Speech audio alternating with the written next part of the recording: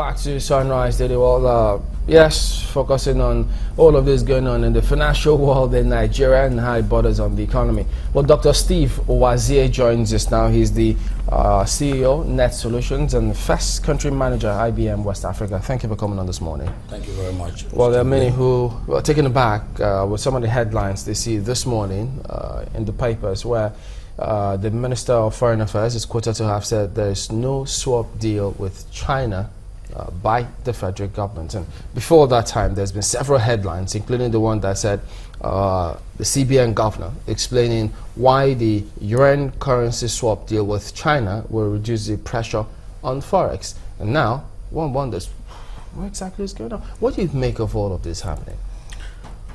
Well, I'm not really an economist, but as a technocrat, I could say that I do have my feelings about what is going on. I have a feeling that what's happening here is our government is attempting to, walk slightly away from the Western economics, which dollar dominates, and then maybe begin to put pressure by moving some of our interest towards the Chinese yuan, and that's how I see that. But from my point of view, when I look at it, it seems we are going against the grain, but I'm not sure what the advisors are telling the president. Why do you think we're going against the grain? Well, if you understand the way the world economics works, in my opinion, again, as I said, I'm not an economist, so I'm not going to claim that.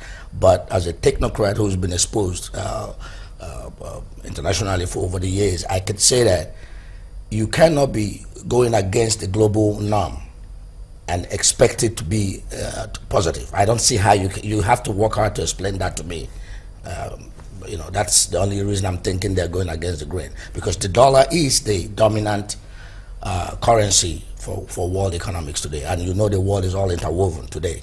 So I don't see how you can, even the Chinese we're talking about saving in dollars. So why would they be doing that? In the meantime, they're encouraging us to save in their own money. It doesn't make sense, does it? Well, we're not the first country to do that. I mean, I understand that, for instance, one of the countries that does that on the African continent is South Africa. They hold quite a bit of their reserves in the renminbi currency as well. Don't you think that could also ease some pressure? Because the federal government is not saying we're taking all of our reserves. We're not going to be holding all of our reserves in the renminbi. We're going to be holding some of it so that we can ease pressure of the demand for dollars. You don't think that makes common sense? I do not think so, because let me explain. My style of running an organization is not by just patching.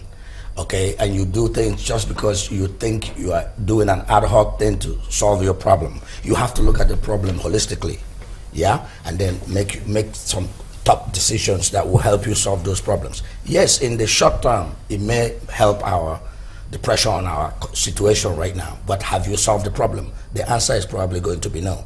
If you're talking about South Africa, I lived in South Africa for a couple of years. Before I led IBM back to Nigeria, I was part of management that led IBM back to Africa, and our first port was South Africa. So I lived in Johannesburg for a couple of years. And I could tell you at the time I showed up, that was 1993, 94, the South African rands was about $3 rands to $1. Today, what is it? So what I'm also saying is, if you're using South Africa as a yardstick, I could tell you their economy is not doing that good. Yeah? So what it means is some of those kind of decisions they've made has not worked well.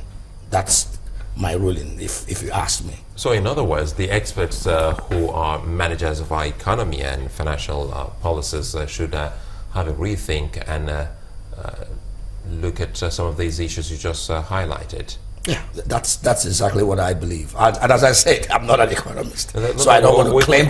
We quite appreciate that, because if you say you're giving an example, saying if one of the countries we always would want to point to, which is South Africa, you say it doesn't show that it's all well and good and fantastic when it comes to looking at the economy. Then it shouldn't be a good example for us to say, hey, come on, maybe our brother Africa country there that has its reserves in their currency is doing pretty well.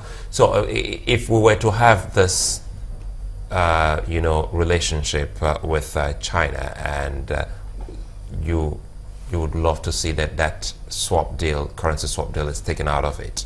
Yes, absolutely. That's what I'm saying, because I don't think that's following the norm of today's economy.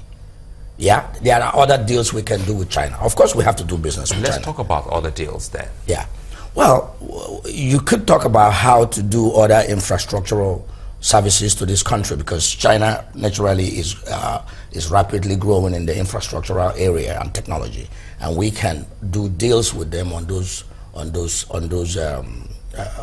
areas of life, like technology and all that.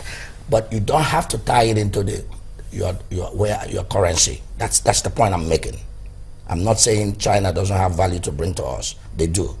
Yeah, so we could have done a lot of agreements with them, but from the financial aspect, trying to think that that's the route to solve our forex challenges, I don't think that's right. You know, technology transfer is one other issue that pops up when people talk about the good from this your relationship. From your experience at IBM, let's see how much of such can be gotten when you move one business from one maybe continent or from one country to another. Do you think that such can happen back home in Nigeria? Absolutely. Those are the areas that I've been talking about. I showed up in Nigeria back in 1996. That's the leading IBM comeback into West Africa, after I was the first pioneer country manager, IBM East Africa in Nairobi. Now, when I did that, that was the Abacha era. I was asked to set IBM up in Ghana. Naturally, IBM had some reservations about coming into Nigeria at that time. But luckily, I'm a Nigerian American. So what do you think I had to do? I looked at the whole scenario, and I argued with my management that what makes sense, because this is the largest market in the sub-region. Because what we created was, but that was my patch, to set up Sub-Saharan Africa IBM movement. So I set up East Africa, Kenya. Now, West Africa, they wanted Ghana, but I said no. We argued it out. But the whole idea was, if we had allowed IBM to go to Ghana, because IBM is the #1 in technology. Most people don't know. Sometimes because of the scenario, people think Microsoft is bigger, but no. IBM is actually the largest IT company in the world, and still are, in terms of leading in technology. Now, what that led to, that was my gift to this country, because I left here when I was young in high school, back in 1975. All right? So I knew that wherever you set that up, it brings other things. If you go to the technology environment of Nigeria today, you would see the growth. We've created a whole lot of middle class and exposure. The only thing is we've not adapted to some of these technologies in terms of our government policies to help us run this country. Because I set up IBM in 1996, now you have the hub for Microsoft West Africa is Nigeria, Oracle is Nigeria, Cisco is Nigeria, Dell is Nigeria. All these technology companies are all here, but we are not taking advantage. And I've been preaching, talking. I've talked to several people in government over the years when I had the opportunity on different things that I could go into if we need to. Yeah. Could you tell us, I mean, how would you suggest we glean as much as we can with whatever agreements we have with China, especially when they're coming to build put in place several infrastructure in this country? Well, again, like I said, you do if you let a nation that you're doing business with to dominate your logic, and you're not looking at how it impacts your system. If you look at Chinese approach, most of the time, what they're doing is throw the money at you and then the technology at you. But you're not gaining much. You're gaining maybe a little bit of the technology, but you're not growing your economy because they're not allowing you to have a proper transfer of skill. If you look at all the things they do in this country, I've watched that movement. What we need to do is ability to say, listen, we need your technology, but you have to have a transfer in the process. Will they willingly have it? Will they willingly do that? Oh, that's what you're talking about. Now you're talking about negotiations, right? You said the president went there. If you don't know how to negotiate, then who do you blame? If you allow me to dominate you, I will dominate you. You know that, right? What happens if you go there and you negotiate and come down here and say, okay, well, you want technology, no problems, and then we don't give you our best hands in this country? No, how do you circumvent that?